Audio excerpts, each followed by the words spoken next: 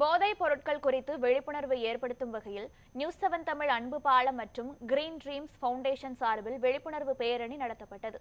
News 7 Tamil அன்பு பாலம் ஆரோக்கியமான சமூக மாற்றத்திற்காக பல விழிப்புணர்வுகளை தொடர்ந்து ஏற்படுத்தி வருகிறது. அந்த வகையில் தற்போது சர்வதேச போதைப் பொருள் ஒழிப்புக்காக தனியார் கல்வி நிறுவனத்துடன் இணைந்து போதைப் பொருட்களுக்கு எதிரான விழிப்புணர்வு பேரணியை நடத்தினர். இந்த நிகழ்ச்சியில் மதுரவாயல் சட்டம் ஒழுங்கு காவல் ஆய்வாளர் பூபதி சிறப்பு விருந்தினராக பங்கேற்றார்.